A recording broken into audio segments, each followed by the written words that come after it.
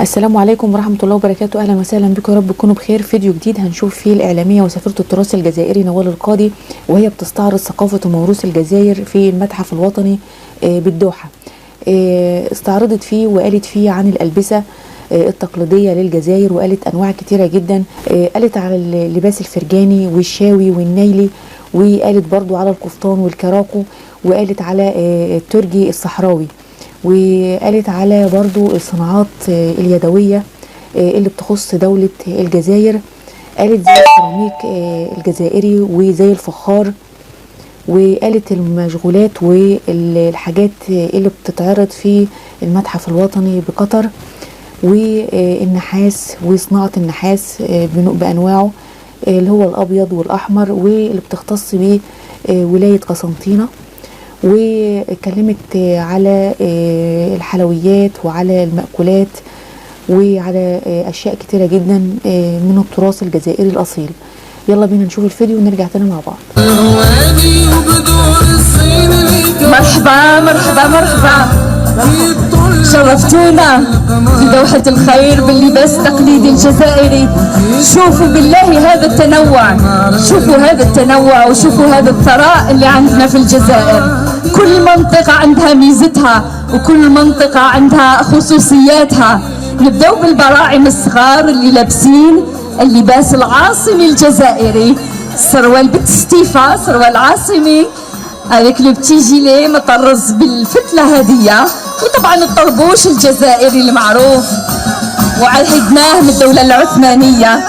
فهذا اللباس العاصمي الجزائري ونلقاوه في كل منطقة الوسط، المنطقة الصحراوية، أي منطقة طوارق. طبعا لباس الطوارق، رجال الصحراء وناس الصحراء موجودين هنا معنا اليوم باللبس، اللبس التركي، وطبعا مع الشاش اللي دايما موجود، والبرنوس القواطي صحراوي. اي برنوس، هذا البرنوس اللي كان يلبسه الامير عبد القادر، البرنوس اللي كانوا يلبسوه اجدادنا، البرنوس الجزائري اللي نفتخر فيه. هذا برنوس الوبر اللي مصنوع على الطريقة التقليدية وعنده قيمة رائعة في قلوب كل الجزائريين، ونفتخر فيه لحد اليوم، وهو اللباس الرسمي طبعا لكل الجزائريين خلال المناسبات الرسمية. طبعا الطوارق ما زالوا موجودين معنا. لباس من أي منطقة؟ من الصحراء الجزائرية. اللباس التركي موجود معنا ويعطيكم الصحة. شوفوا معي يا حبايبي، استقبال خاص كبير المناصرين الفريق الوطني. ان شاء الله يا رب تكون هذه التجمع حلو وعجبني. حضور لباس تقليدي صحراوي، لباس تقليدي الجزائري كامل. احنا من عاداتنا وتقاليدنا احنا ما نختلف في العادات وشيء، كل شيء عندنا. مثلا اذا كان في الصحراء عندهم الحواء، في العاصمه عندهم الطربوش. اذا كان عندهم في البرنوس، في العاصمه عندهم الكراكو، كل شيء والشاي. فاحنا من الناس اللي نحب تقاليدنا بجد. بالله يقول لي لباسك تاع اي منطقه؟ البيض انا عرفت. ايه، هو لباس تاع منطقه البيض. هو هذا اللباس اللي لابسه الحين هو لباس من نوع القماش طيسون. هو اغلى قماش في العالم، يعني يسوى من تقريبا 20,000 دولار يعني في المزاد العالمي. يعني هذا اللباس يعني قماش شويه يعني غالي، واحنا ما تغلى عندنا شيء عن الجزائر. شكرا جزيلا. والعم هذا حق الفروسيه، يعني احنا نستعمل فروسيه الخيل، فانتازيا. فهذا يعني لما يكون الفارس لازم يكون عنده المظل هذا، وهذا المظل اسمه المعامره. يعني هذا المظل اجود المظلات في الجزائر، يعني تقاليد من قدم. شكرا جزيلا. رانا قاعدين نتعرفوا مع بعض الصراحه، كاين اشياء ما كنت اعرفها راني نكتشف فيها معاكم اليوم. هذا بالنسبة للبس منطقة البيض. وبالنسبة للباطي اللي كانوا الفلاحين زمان كانوا يعملوه يشتغلوا في الأرض. كانوا يستعملوه في الحصاد، ممكن يستعملوه في السمك لأن الصحراء يعني أنتم عارفين عايشين هنا في قطر. لا ما عملش تست. درجة الحرارة فكان درجة الحرارة يعني حتى في الصحراء نفس درجة الحرارة اللي في قطر. كلمة أخيرة، وش راح تلبس الماتش المقبل؟ الماتش المقبل واحد يكذب. أنا نصي عنابي ونصي قطري ونصي جزائري. وراح ألبس يعني يكون حيادي وراح ألبس قطري وجزائري. يسامحوني يعني أنا قطر يعني كثر خيره يعني الواحد ما يصير خير، يقول لك الخير عنده ولا فالماتش المقبل راح نقولوا لباس تقليدي في نمط قطر. الحين لباس العصري لوبيا سيفا مع وش خصك فكرتني في فريق الزرمة. خاصتنا الزرنة بتمنينا تكون عندنا الزرنة هنا معانا. تخيلوا الزرنة هنا موجودة راح يكون الحفل. ان شاء الله يا رب فرحونا والحين نصل الى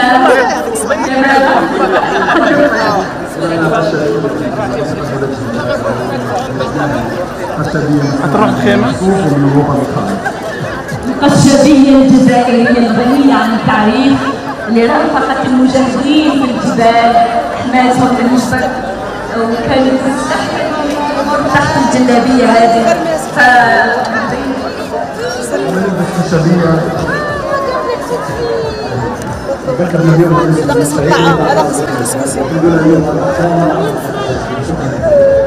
شكرا لك. تحيا الجلابية الجزائرية. في هذا المؤسسة Je sais que tu t'as maman Nawel. Ben oui, j'ai vu l'obligation de venir où j'allais. Tu viens de moi? J'ai fait ta Mariani. C'est venu là-bas. Ben oui.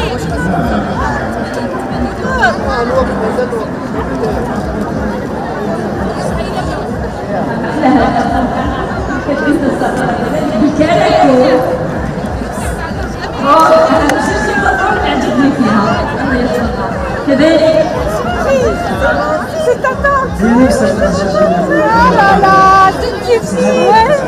Ouais, du coup,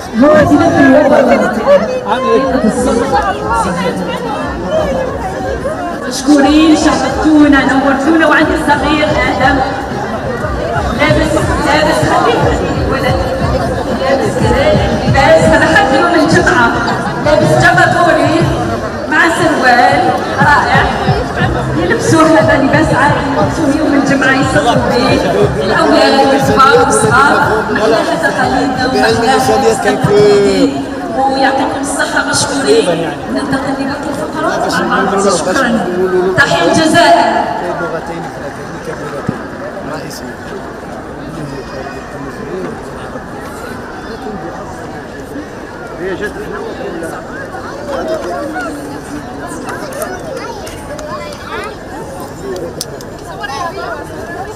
My hair is still so dirty. I am 13. Honey.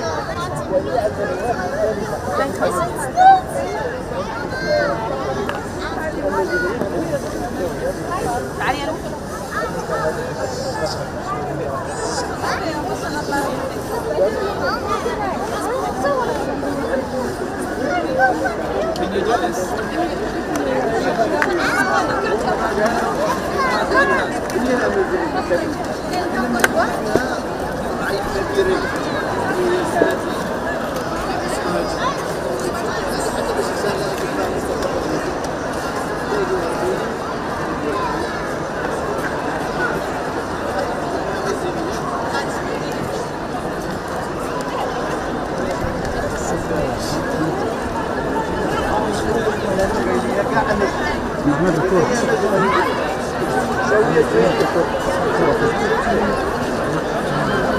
اوكي بس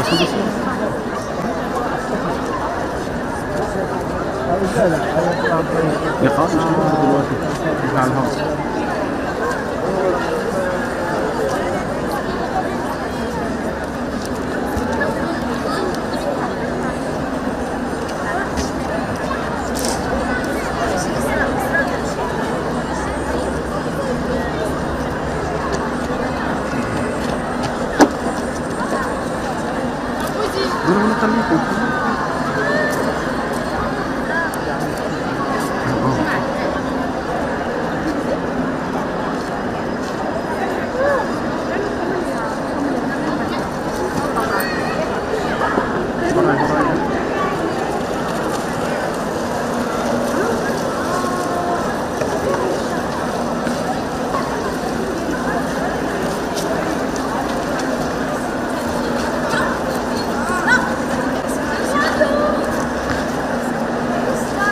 قلبك افتح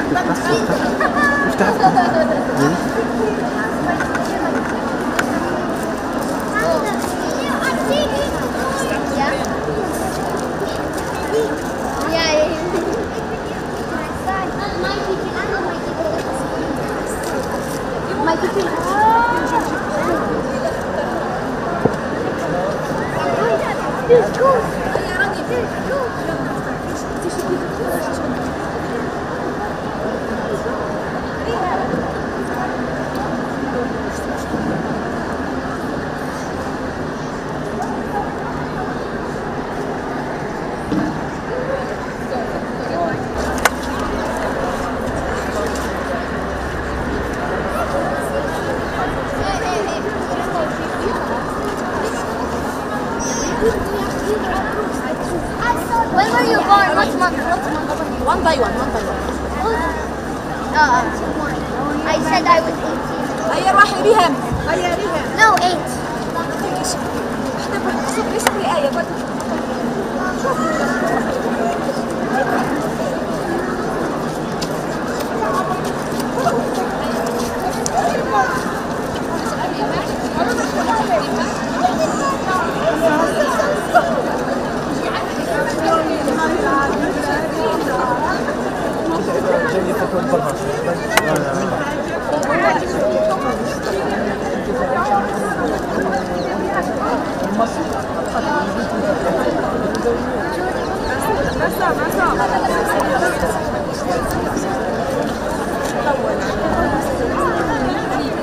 هذا شفت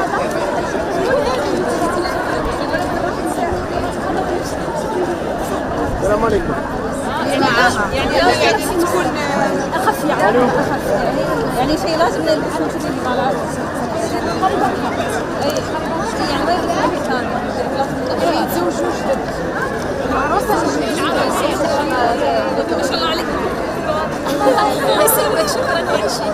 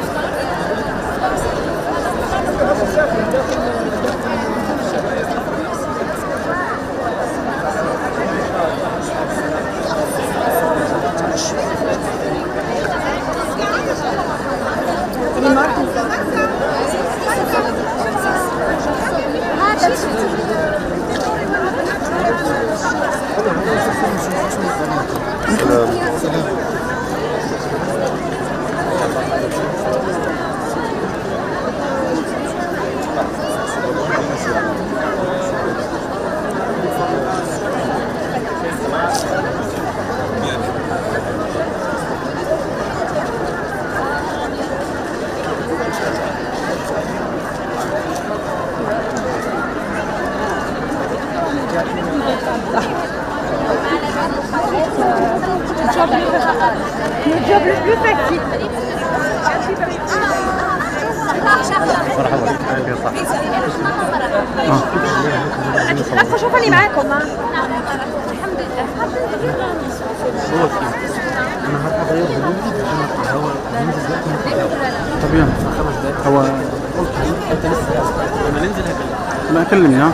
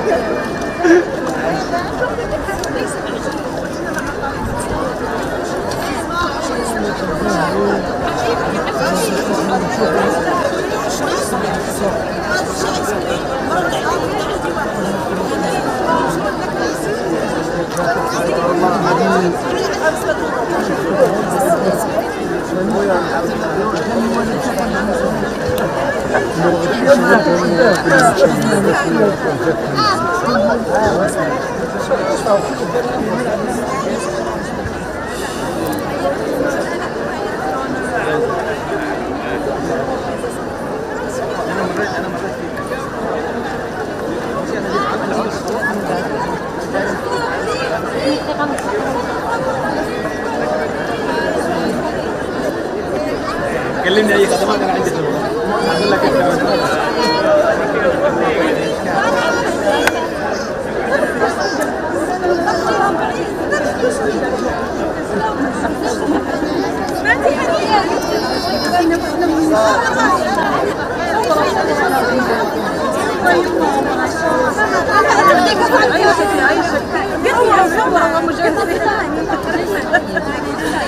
صبري صبرها ديرها يلا لا شيء يلا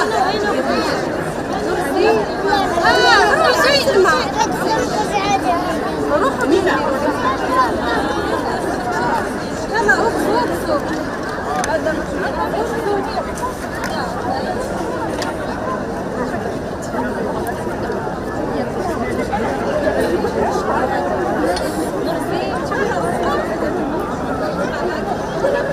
ماما تكيدينوني شوفي الكاميرا بالضبط ما تتمطعش شوفوا يلا هيا بنات كركن يلا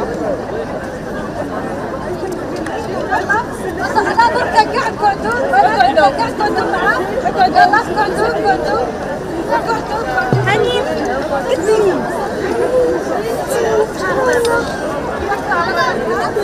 ايوه بعدهم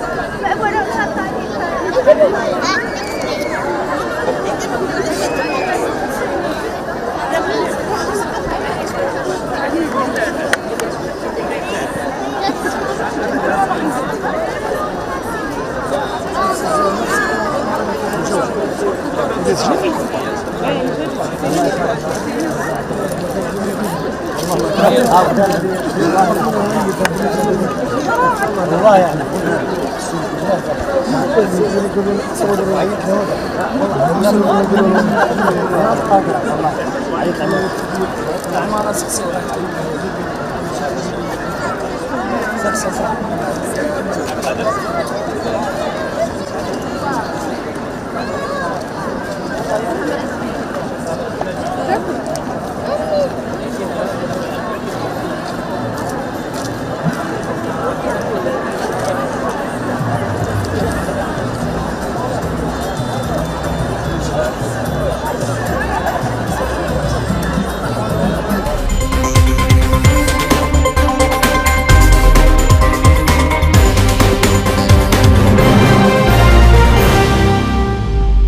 شفنا مع بعض انبهار القطريين في المتحف الوطني بالدوحة بالاستعراض اللي قامت به الإعلامية وسفيرة التراث الجزائري نوال القاضي، وهي بتستعرض اللباس التقليدي الشاوي والفرجاني والقفطان والكراكو ومجموعة كبيرة جدا من الألبسة التقليدية وحتى الأعمال اليدوية الحرفية للجزائريين زي السيراميك وزي الفخار وغيره من الصناعات اليدوية. شفنا مع بعض كل ما يخص دولة الجزائر وكل ما يخص التراث الجزائري الأصيل في المعرض، وقد ايه هم انبهروا بجمال والمعروضات اللي موجودة في المعرض، انبهروا جدا بيه. فيديو جميل جدا ورائع، اتمنى ان هو يكون عجبكم. استنونا ان شاء الله في فيديوهات تانية. اسيبكم في رعاية الله وحفظه، والسلام عليكم ورحمة الله وبركاته.